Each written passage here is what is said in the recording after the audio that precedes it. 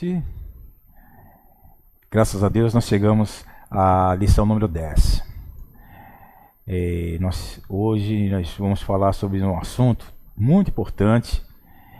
E esse assunto de certa forma já é conhecido por a maioria dos cristãos, a maioria dos filhos de Deus. E é um assunto que tem uma conotação negativa. Porém, aos olhos de Deus, Ele transforma essas coisas e dá uma conotação positiva. Por exemplo, nós vamos ver sobre a queda do homem. Então, é muito importante nós vermos esse assunto para que nós possamos ter um alcance maior e mais amplo da revelação de Deus. Que Deus, Ele tem um plano, Ele tem um propósito, né? E nosso Deus, Ele é revelado nas Escrituras, é um dos itens mais importantes que são revelados nas Escrituras. Então a Bíblia revela que há um Deus. E esse Deus, Ele é um mistério, porque apesar de ser único, é um Deus único, Ele tem o aspecto de três distintos. Então, são três distintos, a distinção dos três, que é o Pai, o Filho e o Espírito Santo. Porém, esses três são um. Então, em essência, eles são inseparáveis. É o único Deus. Mas quando eles agem na função, nós vemos três agindo. Nós vemos uma distinção entre os três. E isso é um grande mistério. Então nós podemos ver no Evangelho de Lucas, capítulo 15, através das parábolas, nós podemos ver a parábola do pai amoroso, nós podemos ver a parábola do bom pastor e podemos ver também a parábola da mulher diligente. Cada uma dessas parábolas referentes a Deus Pai, a Deus Filho e a Deus Espírito Santo. E nós dedicamos uma lição para cada um desses pontos, mostrando que o nosso Deus triuno, Ele está envolvido na criação do homem, Ele está envolvido na formação do homem, Ele está envolvido na salvação do homem, na recuperação do homem. Vimos que isso é algo maravilhoso. Aí nós vimos as bênçãos espirituais nas regiões celestiais. E nessas bênçãos nós vemos também a Trindade Divina envolvida e relacionada com essas bênçãos. Nós podemos ver as bênçãos de Deus Pai, nós podemos ver as bênçãos de Deus Filho, podemos ver também as bênçãos do Deus Espírito Santo. E também nós dedicamos uma lição para cada um desses pontos, cada uma dessas bênçãos, né? Podemos dizer assim, né? Ou cada categoria dessas bênçãos, nós dedicamos uma lição. E agora nós vamos ver 4 lições, a partir da lição número 10, que fala desse assunto que é importante e é crucial, que é a queda do homem. Então esse assunto, como eu disse agora há pouco, ele tem uma conotação um tanto negativa, porque vai falar do processo da queda, vai abordar 4 grandes passos da queda do homem. E na lição 10 vamos ver o primeiro passo dessa queda, nesse processo da queda do homem, até o homem se distanciar-se ao máximo de Deus e até toda a raça criada, toda a raça humana ter sido então abandonada por Deus. Então nós vamos ver isso em 4 lições, né? Na primeira lição nós vamos ver a queda com Adão.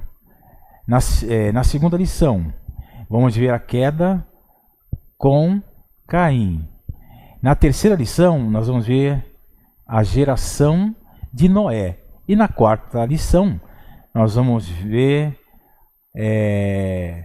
a experiência da humanidade na época de Babel, né? Então são 4 lições a partir dessa lição. E como eu havia falado, né, Deus ele pode ver as coisas de maneira diferente, né? Já há outros estudiosos que abordaram esse assunto, né? Nós estamos recebendo muita ajuda desses estudiosos. Um desses estudiosos ele pôde abordar da seguinte forma, né?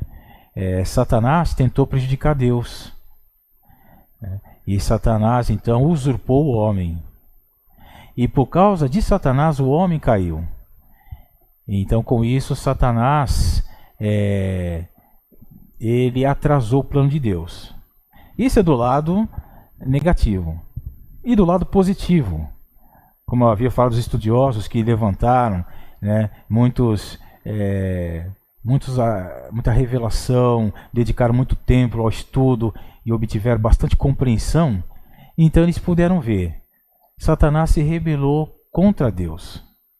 E Satanás é como um rato que corria solto no universo. Deus então formou o homem. O homem é como uma ratoeira. O homem é como uma armadilha. Então Satanás fez com que o homem caísse, corrompeu o homem, e Satanás então injetou a sua natureza satânica no homem. Com isso Satanás ficou preso no homem. O homem era como uma ratoeira. Então nessa ratoeira Satanás ficou preso. Vindo então o nosso Deus, tornando-se homem, em semelhança de carne pecaminosa, levou esse homem à cruz, e então através da crucificação e através da morte do Senhor Jesus, diz as Escrituras que através da sua morte destruísse aquele que tem o poder da morte, a saber, o diabo. Então, há também essa conotação positiva do homem ser então como uma ratoeira, uma armadilha, e aí pegou Satanás nessa armadilha. E aí o Senhor veio, levou esse homem à cruz, e aí na cruz então ele destruiu a Satanás. Então, muito interessante. Existe também essa conotação. Então nós queremos hoje abordar esses assuntos da queda do homem, que é o primeiro passo, o primeiro grande passo nesse processo da queda do homem. E como nós não falamos no início, vamos falar agora. Esse curso é promovido pelas igrejas na Baixada Santista, né? Então nós pedimos que curtam o vídeo, sigam o canal e ativem as notificações. Muito obrigado, viu? Vamos então a lição. Gostaríamos que você abrisse o seu livro, primeiramente seu livro, Fundamentos da Fé Cristã, volume 2, na página 86. E também pudesse acompanhar com a Bíblia ao lado, podendo fazer também as suas anotações no decorrer da apresentação da lição, algumas citações de versículos, ou alguns comentários que puderem ser apresentados, e você então puder fazer as suas anotações para você estudar posteriormente, ok? Então vamos iniciar a lição 10 na página 86 e vamos ver então os antecedentes da queda. Antes de falar da primeira queda do homem, precisamos falar de seus antecedentes e considerar alguns princípios que Deus utiliza no relacionamento com o homem. Esses princípios estão em toda a Bíblia. Podemos vê-los inicialmente em Gênesis e são muito importantes para entender corretamente o que aconteceu na primeira queda do homem. Então nós vamos ver alguns princípios no relacionamento de Deus com o homem, que aparece em Gênesis também durante toda a Bíblia. Isso é muito importante para nós, ver esses princípios. E porque esses princípios, eles ainda ocorrem nos dias atuais. Eles ainda existem nos dias atuais, os princípios do relacionamento que Deus tem com o homem. Vamos ver esses princípios, entre outros assuntos. Em primeiro lugar, Deus não pede que o homem crie ou inicie algo do nada. Antes, ele mesmo criou todas as coisas na terra e no jardim do Éden. E somente após isso, criou o homem para administrá-las. Então diz em Gênesis 2,15: Tomou, pois, o Senhor Deus ao homem e o colocou no jardim do Éden para o cultivar e o guardar. Deus não queria ver o homem trabalhando sozinho. Antes, desde o princípio, sua vontade era trabalhar com o homem. Então, a vontade de Deus era trabalhar com o homem. Ele não queria que o homem trabalhasse sozinho, né? Então, por isso ele então fez todas as coisas e colocou o homem no jardim. Depois de ter criado tudo, colocou o homem no jardim do Éden para cultivar e guardar. Então esse é o primeiro ponto. Deus não quer que o homem trabalhe sozinho, mas que o homem trabalhe junto com ele, né? Em segundo lugar, para que o homem saiba administrar corretamente o que foi confiado, o que lhe foi confiado, Deus utiliza sua palavra para lhe dar direção. Então vejamos, Gênesis 2, versículo 16 a 17. E o Senhor Deus lhe deu esta ordem: de toda a árvore do jardim comerás livremente, mas da árvore do conhecimento do bem e do mal não comerás, porque no dia em que dela comeres, certamente morrerás. Há uma preocupação especial de Deus em que o homem siga corretamente suas palavras, como podemos ver também nesse trecho. Cuidareis em fazer como vos mandou o Senhor, vosso Deus. Não vos desviareis, nem para a direita, nem para a esquerda. Andareis em todo o caminho que vos manda o Senhor, vosso Deus, para que vivais, bem vos suceda, e prolongueis os dias na terra que haveis de possuir. Deuteronômio 5, 32 ao 33. Então, um dos princípios é que Deus quer trabalhar junto com o homem. O outro princípio é que Deus zela pela sua palavra. Deus quer que o homem siga retamente a sua palavra. Então, há essas passagens, de Gênesis 2, 16 a 17, e também de Deuteronômio 5, 32 a 33, que fala que para o homem cuidar de cumprir aquilo que está na palavra. Cuidareis em fazer como vos mandou o Senhor, vosso Deus. Não vos desviareis, nem para a direita, nem para a esquerda. E aí ele diz: para que vivais, bem vos suceda, e prolongueis os dias na terra que haveis de possuir. O homem precisa seguir retamente a palavra do Senhor. O homem precisa cuidar da palavra do Senhor, daquilo que o Senhor fala, daquilo que o Senhor ordena, daquilo que o Senhor orienta. O homem precisa acatar, acolher e praticar, seguindo exatamente o que o Senhor orienta. Muito bom. O terceiro princípio relacionado com a árvore da vida. O terceiro princípio relaciona-se com a árvore da vida.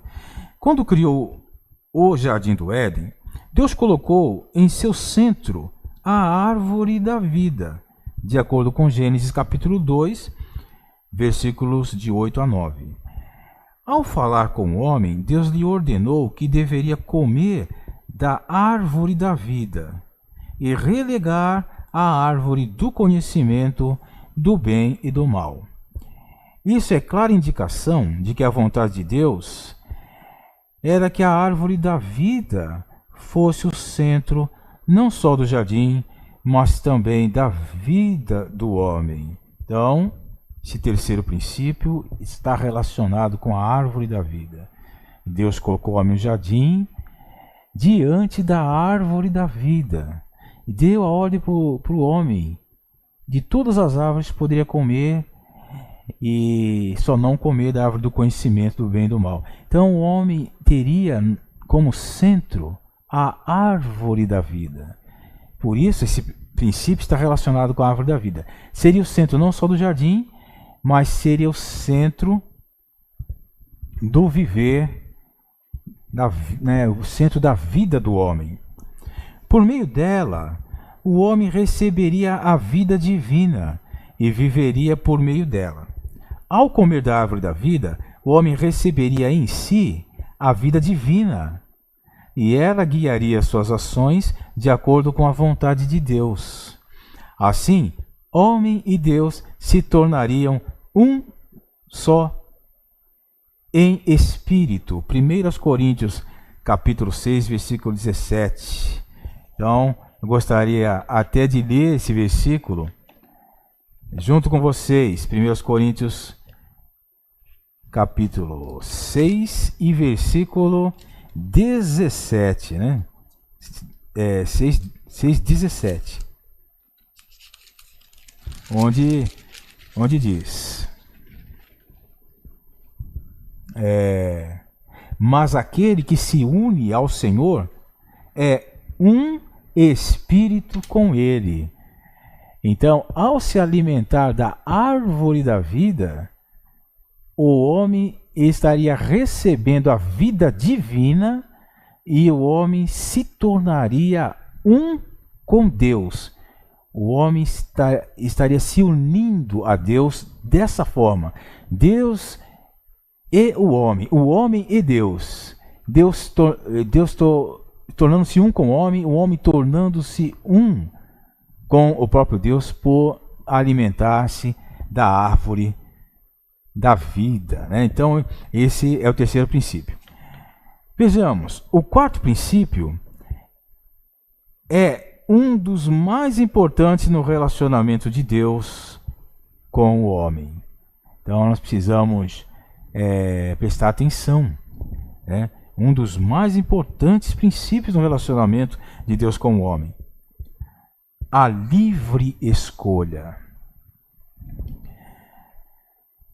Deus o colocou diante dessas duas árvores e o instruiu a ser muito cuidadoso quanto à escolha, pois era questão de vida ou morte. Simplificando, Deus, como fonte da vida, era representado pela árvore da vida, e Satanás, como fonte da morte, era representado pela árvore do conhecimento do bem e do mal. No meio dessas duas árvores, neutro e com uma decisão a tomar, estava o homem. Embora fosse a vontade de Deus que o homem comesse da árvore da vida, ele não o obrigou. Deus sempre deixou a escolha nas mãos do homem, tanto no Antigo como no Novo Testamento. Em João, capítulo 6, versículo 66, vemos uma cena em que, por causa das palavras de Jesus, muitos discípulos o abandonaram e já não andavam com ele. O Senhor então perguntou aos 12 se essa era também a escolha deles. Versículo 67. Vamos ler juntos Evangelho de João, capítulo 6, versículo 67.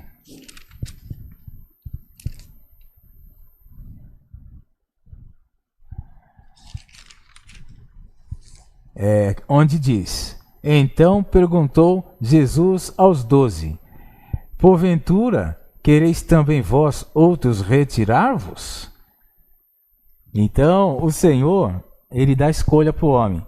Ou seja, a escolha sempre está em nossas mãos. Então, esses princípios, eles seguem, né? Esses princípios. Então, primeiramente, Deus não pede para o homem criar as coisas do nada, Deus fez tudo. Então, Deus demonstrou que queria trabalhar junto com o homem, para o homem não trabalhar sozinho, mas trabalhar junto com o homem, né? Em segundo lugar, nós vemos que Deus usa a sua palavra para dar a direção para o homem. E é muito importante o homem cuidar de receber e praticar a direção que recebe do Senhor. Então, ao receber a direção do Senhor, ao receber a palavra do Senhor, é muito importante o homem cuidar de praticar aquilo que Deus está falando.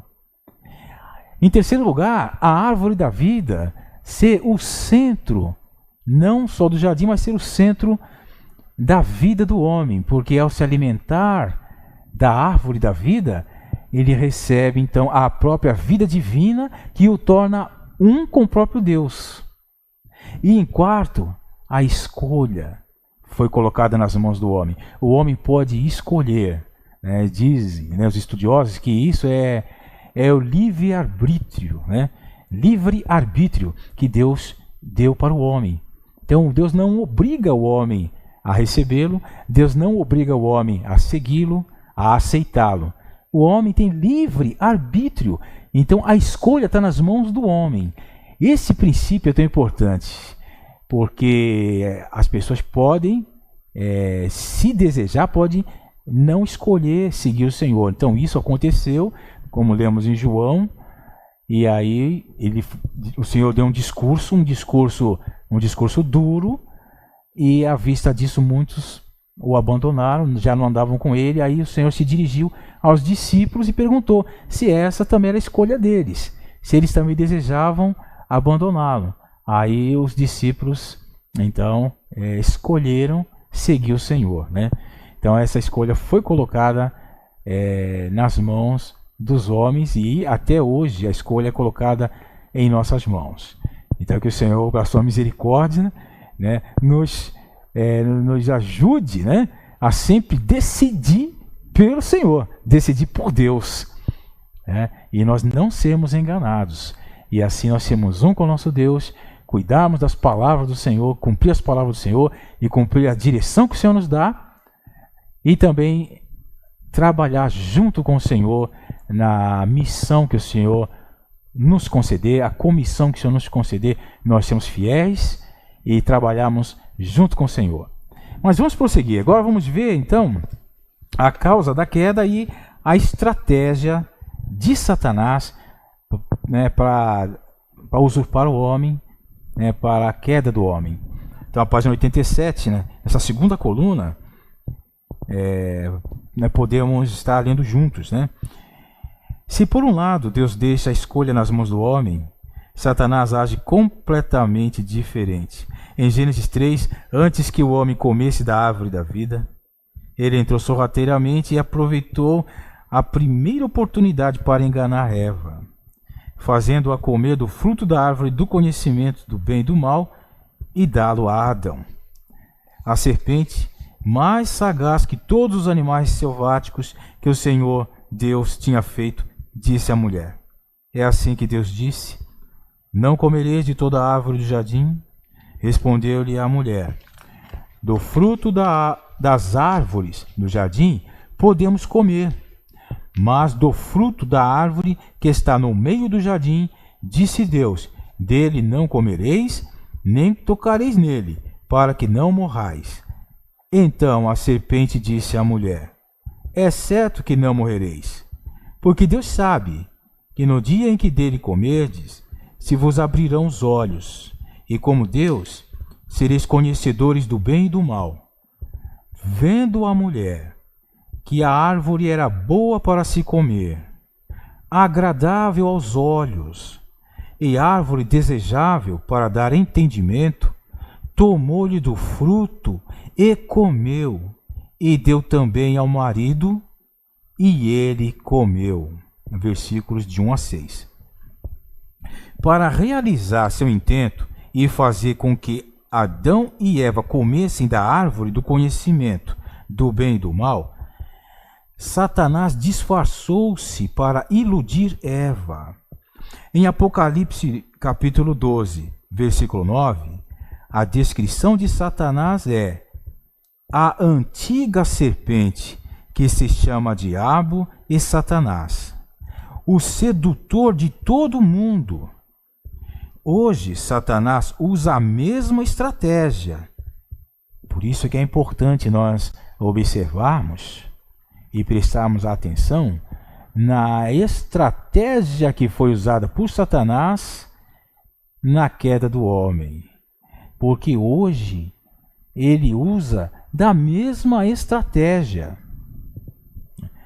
aparecendo para nós de maneira disfarçada e ganhando nossa atenção. Em 2 aos Coríntios, capítulo 11, versículo 14, o apóstolo Paulo diz: não é de admirar, porque o próprio Satanás se transforma em anjo de luz. Transformar-se naquilo que nos impressiona é especialidade de Satanás. Por isso, devemos tomar muito cuidado com as coisas que desejamos, principalmente se esses desejos têm relação com o mundo e as coisas que há no mundo. 1 de João, capítulo 2, versículo 15, uma vez que o mundo inteiro jaz no maligno. Vamos ler esse versículo? Vamos abrir nossas Bíblias. Primeira Epístola de João, capítulo 2, versículo 15. Onde diz: não ameis o mundo, nem as coisas que há no mundo. Se alguém amar o mundo, o amor do Pai não está nele. 1 João 2,15. Depois, no 16, 17 também, ele continua falando essas coisas, né? E depois de 1 de João, na mesma epístola, capítulo 5, versículo 19. Sabemos que somos de Deus e que o mundo inteiro jaz no maligno. Então, se nós tivermos algum desejo por algo que está no mundo ou algo que faz parte do mundo, então nós temos que ser cuidadosos para nós não sermos atraídos pelo mundo e assim nós nos distanciarmos de Deus. Como eu estava falando para vocês, nós temos recebido ajuda de mestres, de pessoas que dedicaram a vida estudando a palavra, estudando as escrituras, estudando a Bíblia e nos ajudaram muito. Hoje, quando nós contactamos a revelação das Sagradas Escrituras, quando nós contactamos a apresentação dessas revelações, nós temos que lembrar que recebemos, até chegar nesse conhecimento e compreensão, recebemos muita ajuda de irmãos do passado, homens que dedicaram a sua vida, verdadeiros servos de Deus, que dedicaram a vida toda para aprender, para esquadrinhar, para trazer à luz esses pontos, essas revelações. São muito preciosas para nós. Certa vez foi falado da seguinte forma: o Satanás, ele tem, como nós podemos dizer, ele tem meios de nos alcançar, nos atingir. De que forma? Porque ele é um com o pecado. Então, o pecado é um com Satanás. E o pecado habita na carne. Então, a carne é um com o pecado, que é um com Satanás. E a carne está ligada ao mundo. Então, o mundo está ligado à carne, que está ligado ao pecado, que está ligado a Satanás, o príncipe deste mundo. Então, veja, Satanás é um com o pecado, com a carne e com o mundo. Então, às vezes, nós podemos ser atraídos por algo deste mundo devido à concupiscência da carne, dos olhos, da soberba da vida, atraídos por coisas deste mundo, e nós precisamos estar em comunhão com Deus para nós percebermos alguma artimanha de Satanás que possa nos afastar de Deus, que é a mesma estratégia, né? Então, nós estamos vendo essas coisas para ver o cuidado que nós precisamos ter nas nossas vidas hoje, né? Então, vamos prosseguir, né? Os capítulos na página ainda na página 88, na segunda coluna, o segundo passo após ganhar nossa atenção é tentar quebrar a influência da palavra de Deus em nossa vida, colocando-a em dúvida. Satanás começou fazendo perguntas para testar se Eva realmente conhecia o que Deus falara. Após isso, pôs dúvidas no falar de Deus, afirmando que eles não morreriam se comessem do fruto, né? Então, ele procura, de alguma forma disfarçada, atrair a atenção. Depois ele procura quebrar a confiança na palavra de Deus. Essa é a estratégia. Por fim, ele colocou em dúvida o propósito de Deus, dizendo que o caminho para o homem se tornar como Deus, na verdade, era comer da árvore do conhecimento do bem e do mal, e não da árvore da vida. Note que hoje a estratégia de sedução de Satanás conosco segue a mesma linha. Primeiro aparece com uma boa imagem, algo desejável e aceito por nós. Depois começa a falar e sutilmente coloca em dúvida a palavra de Deus. Por fim, deturpa o propósito de Deus em nossa vida, invertendo a bênção em maldição. Foi assim que ele conseguiu fazer com que Eva e Adão comessem da árvore do conhecimento do bem e do mal, e por consequência introduzir o pecado e a morte na humanidade. Ele usa hoje da mesma estratégia. Então é interessante que ao estudar essa lição e o primeiro passo da queda do homem, a queda em Adão, nós estejamos vendo todas essas questões.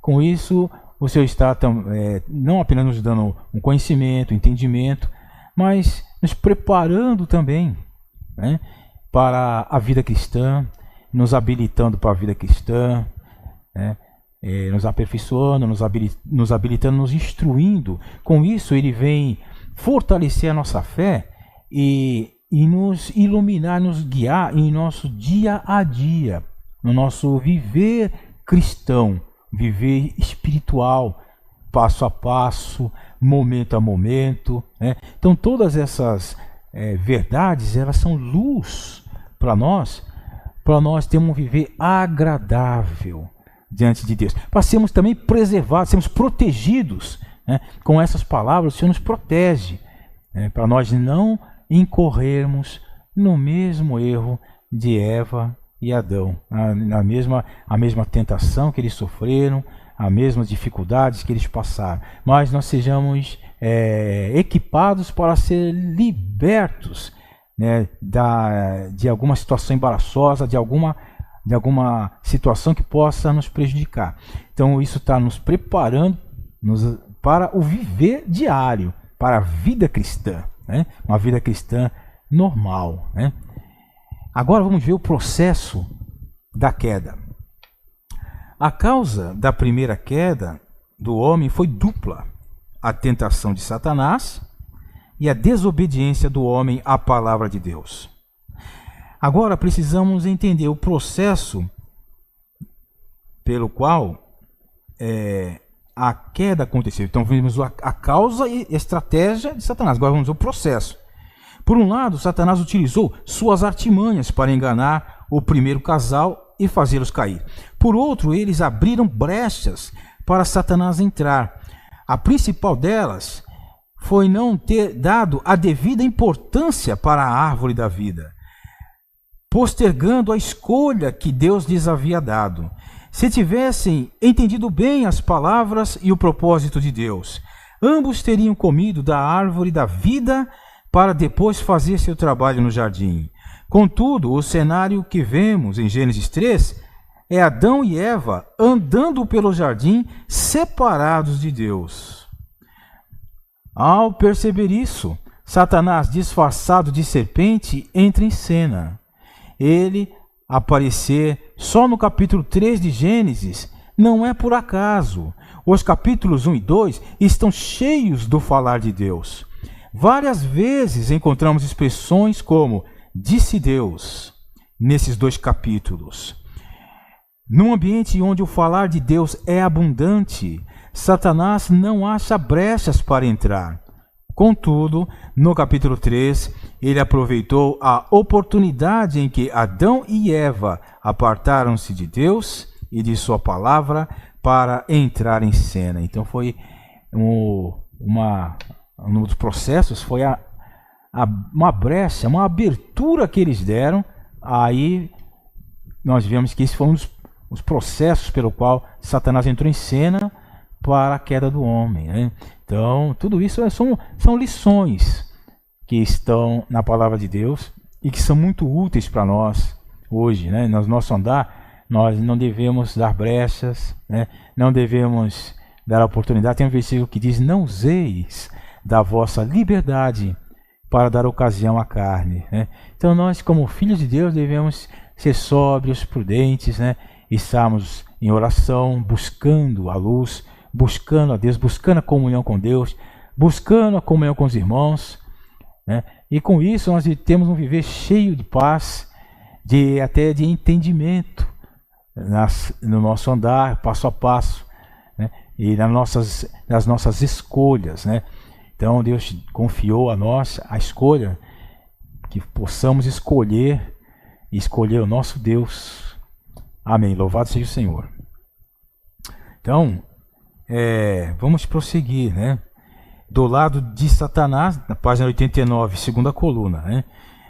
Do lado de Satanás, vimos que ele utilizou um disfarce e tentou o tempo todo colocar a palavra de Deus em dúvida.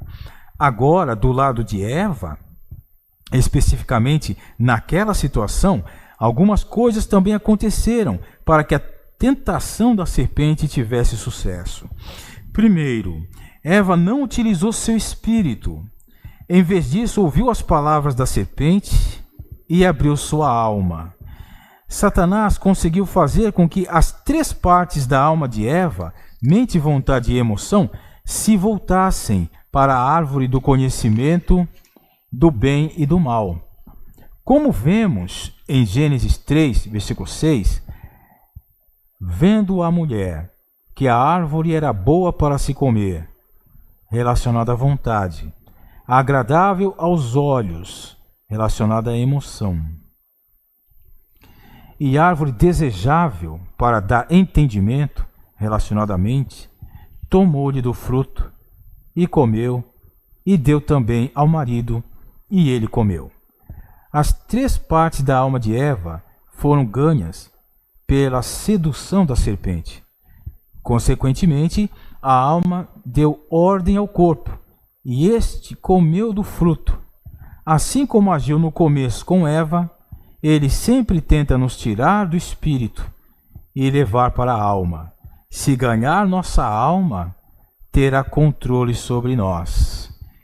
Então ele foi provocando a alma, provocando a mente, provocando a vontade, provocando a emoção, até que ele conseguiu levar então para a mente, vontade e emoção de Eva as palavras dele, os argumentos dele. E aí então Eva, indo para a alma, ela acabou decidindo comer da árvore do conhecimento do bem e do mal. Então, o fato dela não exercitar o espírito e dialogar com a serpente, argumentando na alma.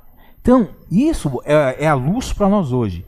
a importância de nós exercitarmos o nosso espírito, ao ponto de nosso espírito se tornar a nossa pessoa. Então, nós podemos, no espírito, nós podemos discernir e não tocar na árvore do conhecimento do bem e do mal. Então, dessa forma, nós seremos, assim, preservados por Deus. Mas vamos continuar. Página 90, primeira coluna.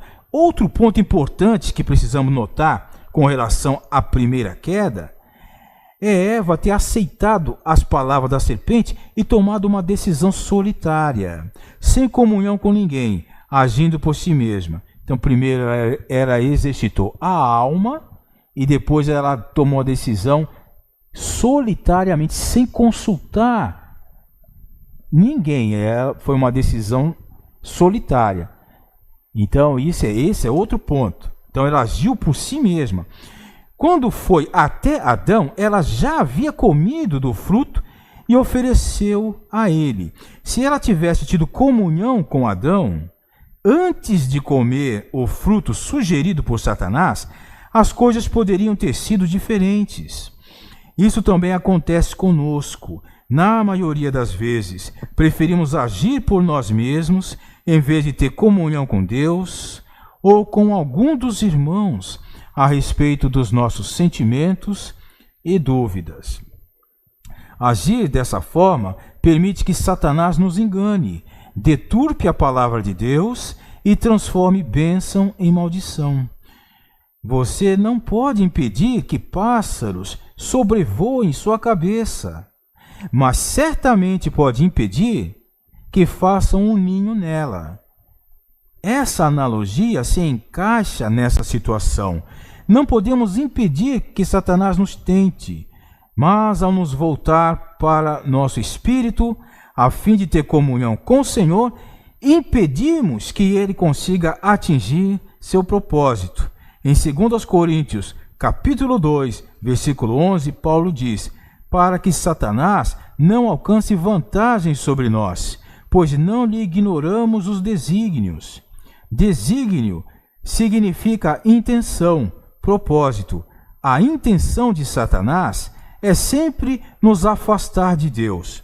Para isso, ele tenta de todas as formas nos tirar do espírito e nos levar para a alma, terreno em que ele sempre consegue nos convencer que tem razão. Então, o importante é exercitar o espírito e ter comunhão com Deus ou com os irmãos que convivem conosco. Então, são dois pontos importantes para nós sermos guardados e preservados. Mas vamos prosseguir na página 91. Agora veremos 8 consequências da queda. A primeira consequência foi que a alma do homem foi poluída, corrompida e ocupada. A alma humana foi envenenada e surgiu uma natureza independente, a vida da alma, que também conhecemos como eu ou ego. Em Mateus capítulo 16, versículo 24, vemos que o ego se tornou um obstáculo para que o homem siga o Senhor. Disse Jesus a seus discípulos: se alguém quer vir após mim, a si mesmo se negue, tome a sua cruz e siga-me. Esse a si mesmo refere-se exatamente à nossa vida da alma, ao nosso ego. Então, é a primeira consequência relacionada à alma. A alma foi poluída, corrompida e ocupada, e passou a ter um elemento independente em si, a vida da alma, então o ego. Agora vejamos a segunda consequência. A segunda consequência foi o corpo humano ter sido mudado em natureza. O corpo humano, originalmente criado por Deus, era puro. Entretanto, agora contém o elemento maligno de Satanás, o pecado, que nele habita, que faz morada em sua carne. Em Romanos capítulo 7, versículo 17 a 18, Paulo afirma: neste caso, Quem faz isto já não sou eu, mas o pecado que habita em mim. Porque eu sei que em mim, isto é, na minha carne, não habita bem nenhum, pois o querer o bem está em mim, não porém o efetuá-lo. A substância má, a natureza do pecado, contaminou nosso corpo, tornando-o carne, cheia de maldade e lascívia. Então o corpo foi mudado em natureza, se tornou carne, né? Vamos ver então a terceira consequência. A terceira consequência foi que o espírito do homem foi mortificado, isolando-se de Deus e perdendo sua função para com Deus. Efésios capítulo 2, versículo 1, relata que estávamos mortos em nossos delitos e pecados. Não estávamos mortos no corpo ou na alma, mas no espírito. Estar morto significa estar sem função ou sensação. Quando o espírito do homem foi mortificado, ele não mais possuía a habilidade de contatar Deus e ter comunhão com Ele. Então, são 8 consequências, né? A primeira relacionada à alma, a segunda relacionada ao corpo e a terceira relacionada ao espírito do homem. Então, a alma do homem foi corrompida, o corpo do homem se tornou carne e o espírito do homem foi mortificado, perdendo a função de contatar o próprio Deus. A quarta consequência foi que o homem caído tornou-se pecador. Em Romanos capítulo 5, versículo 12 e versículo 19, lemos: assim como por um só homem entrou o pecado no mundo, e pelo pecado a morte, assim também a morte passou a todos os homens, porque todos pecaram. Porque como pela desobediência de um só homem, muitos se tornaram pecadores, esses 2 versículos nos mostram que todos fomos constituídos pecadores. O pecado entrou em nós e tornou-se nosso elemento subjetivo, fazendo de nós pecadores. Então, é algo realmente... Esse é a quarta consequência, né? Então, a primeira relacionada à alma, a segunda relacionada ao corpo, a terceira relacionada ao espírito humano, e agora a quarta, que o homem foi constituído pecador. Agora vejamos a quinta. A quinta consequência foi que o homem caído foi condenado. Em Romanos capítulo 5, versículo 18, vemos: por uma só ofensa veio o juízo sobre todos os homens, para condenação. A condenação não é apenas de Adão. Aliás, não é apenas de Adão, mas de toda a raça humana. Toda a humanidade foi condenada em Adão. Então nós vemos aqui a quinta é a condenação. Veio condenação sobre toda a raça humana. O homem foi condenado. A sexta consequência foi que a maldição foi introduzida. Em Gênesis capítulo 3, versículo 17 ao 19, a terra foi amaldiçoada e produziu cardos e abrolhos. Por causa do pecado de um homem, toda a criação está sujeita à vaidade, gemendo e sofrendo angústias sob a escravidão da corrupção. Romanos capítulo 8, versículo 20. Além disso, pelo suor do rosto, o homem comeria o pão por toda a vida. Esses são os itens da maldição introduzida mediante a queda do homem. Então, essa foi a sexta consequência, foi que a maldição foi introduzida, né? Muito bem. A sétima consequência foi que o homem foi expulso do paraíso. Em Gênesis 3, 23 ao 24. Então podemos ler juntos esses versículos. Gênesis capítulo 3, 23 e 24 diz assim: o Senhor Deus, por isso, o lançou fora do jardim do Éden, a fim de lavrar a terra de que fora tomado. E, expulso o homem, colocou querubins ao oriente do jardim do Éden, e o refugir de uma espada que se revolvia, para guardar o caminho da árvore da vida. Então, sétima consequência foi que o homem foi expulso do paraíso. E agora a oitava consequência. A oitava consequência foi a morte. Gênesis capítulo 3, versículo 19. Nós podemos ler também. 3,19 diz assim: no suor do rosto comerás o teu pão, até que tornes a terra, pois dela foste formado, porque tu és pó e ao pó tornarás. Essa consequência mais terrível foi a morte. Agora, Romanos capítulo 5, versículo 12.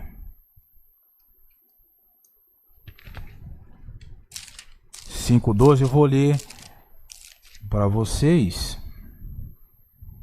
Diz assim: portanto, assim como por um só homem entrou o pecado no mundo, e pelo pecado a morte, assim também a morte passou a todos os homens, porque todos pecaram. Primeiro, o espírito do homem foi mortificado, e por fim, seu corpo morreria. Pela transgressão de Adão, o pecado entrou no mundo, e pelo pecado a morte.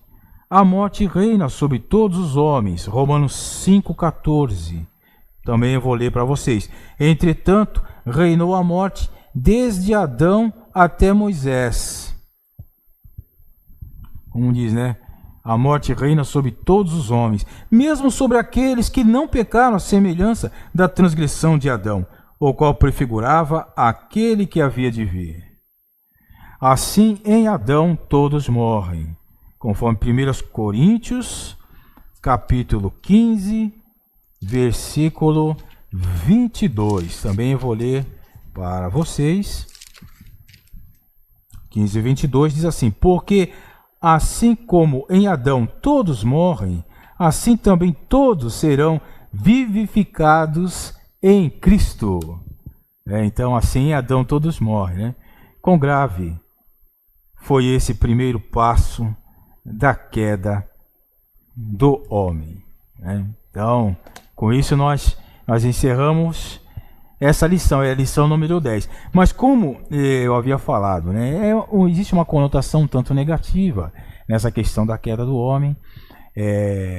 Nós poderíamos dizer que uma grande parte dos filhos de Deus, uma grande parte da Irmandade em Cristo, conhece essa questão da queda do homem e está até certo ponto familiarizado com isso. E não vamos dizer que todos, mas uma grande parte, porque é bem conhecida que essa desobediência do homem, até mesmo em Romanos fala, pela desobediência de um só homem entrou o pecado no mundo, e pelo pecado a morte. O homem então se tornou pecador, né? Houve as 8 consequências dessa queda. Mas não muitos dentre a Irmandade, não muitos entre os filhos de Deus têm a clareza sobre o processo da queda. Então, isso é algo que o Espírito Santo tem conduzido nesses dias a termos um entendimento mais amplo, aí termos clareza disso. A queda do homem é um processo, e a queda com Adão foi o primeiro passo da queda. Depois, ainda houve mais 3 grandes passos da queda do homem. E esse entendimento das Escrituras, ou da revelação da Bíblia, não muitos que possuem. E isso nós veremos nas lições seguintes, lição 11, 12 e 13, onde nós veremos a queda em Caim, a queda com Caim, veremos também a geração de Noé, e depois nós veremos a situação dos descendentes de Adão ali na questão de Babel, na Torre de Babel. E ali, então, com isso nós vamos ver que o homem foi caindo cada vez mais num processo, um processo da queda do homem até ser totalmente abandonado por Deus, toda a raça criada ser deixada de lado. Chegou num ponto em que Deus, até mesmo na época de Noé, Deus disse que Deus se arrependeu de ter criado o homem. E quando foi na época de Babel, então Deus dividiu a raça humana, dividiu as línguas, para que os homens não mais tentassem construir uma torre que alcançasse ao céu e dessa forma tornar célebre o nome do homem. Então, nisso foi uma ofensa ao próprio Deus. Tornar célebre o nosso nome, tornar célebre o nome do homem. Com isso eles ofenderam a Deus. Então aquele foi o quarto passo da queda. Nós veremos nas lições sequentes, as lições subsequentes. Então nós agradecemos a Deus por mais uma aula, mais uma lição, que esperamos que tenha enriquecido muito você. Como já temos dito, não esqueça de participar da sala virtual e com isso vai garantir a sua frequência e também encaminhar as respostas da lição por e-mail. E nós desejamos a você então um bom estudo, uma boa participação, que Deus abençoe ricamente você, a sua família, abençoe também a sua experiência cristã como filho de Deus, e possa conduzir você em triunfo, assim como diz as Escrituras, que graças a Deus, porém, que em Cristo sempre nos conduz em triunfo e por meio de nós manifesta em todo lugar a fragrância do seu conhecimento. Que Ele possa conduzir você em triunfo, que você possa ser uma pessoa abençoada, com a fé cada vez mais forte, cada vez mais firmada e fundamentada. Então, até a próxima aula e fique com Deus.